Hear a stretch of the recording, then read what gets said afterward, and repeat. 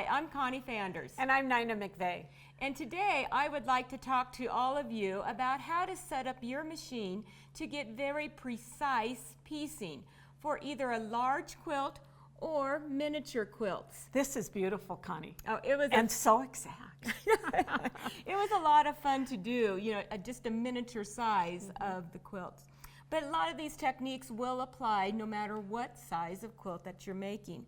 And as far as the machine goes, the first thing I do want to point out is the proper foot is important.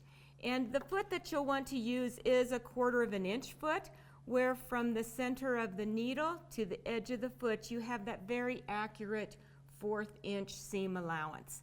And this particular foot is the 97 patchwork foot, which is wider, you see here at the bottom. And so then that rests evenly along the width of the wide 9mm feed dogs that we have here. So it will feed your fabric evenly as you are doing your piecing. Another thing that I do, Nina, is I like to put on my straight stitch needle plate. And what this does is it prevents your fabric from, you know, diving down into that wider opening of your machine, of your needle plate. So now we're going to go to the safety feature on our machine where we can just select the needle plate icon and we can tell the machine that I have the straight stitch needle plate on my machine. Therefore, it will not let me select a stitch wider than what the opening in the needle plate allows. No broken needles. Exactly, no broken needles. So I have that selected. The next thing I'm going to do is select, of course, my straight stitch, and then I want to program in the securing stitches. Now, sometimes you will want to use a securing stitch and sometimes you will not. So let's start sewing our first block, and I am going to select the securing stitch. So it's going to do 4 little tiny stitches, and then I continue on down my piece, and when I get about 1/4 inch from the end, I'm going to secure it again, and the machine stops at the end. And did you notice how the foot came up slightly? Yes, it did. That went into the hover position. So now it is in the proper place for me to slide my next block right underneath, and then I can begin to sew again. So very easy to do chain piecing. Exactly.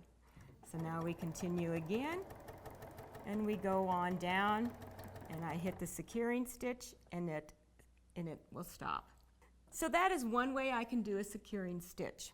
But I also have another stitch in my machine that I'm going to select that is an automatic securing stitch. And with this one, I do not need to select my securing stitch.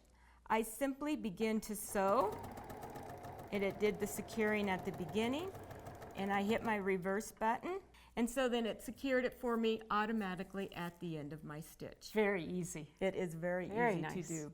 If you have a machine that does not have the hover feature on it, some of them now do have the freehand system with which with your knee you can raise and lower the foot. And you can use that to position your fabric and then to begin to sew. For my perfect stitches and my perfect piecing, I like to use a smaller needle, a 75, and I like to use a fine thread, about a 50 weight thread. I find works very nice.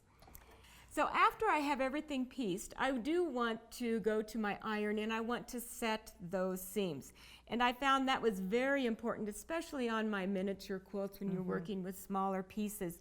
You don't want a bulky seam. And by going to the iron and pressing that, it like sinks those stitches down into that and makes it lay nice and flat. You press on top of this first. Correct, correct. And then from there you can open it up and then press it to the one side or the other.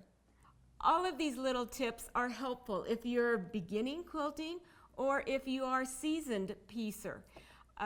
Setting up your machine is very important, and it can really help you to perfect your stitch. If you would like more information on perfecting your quilting stitch, visit your local BERNINA dealer today.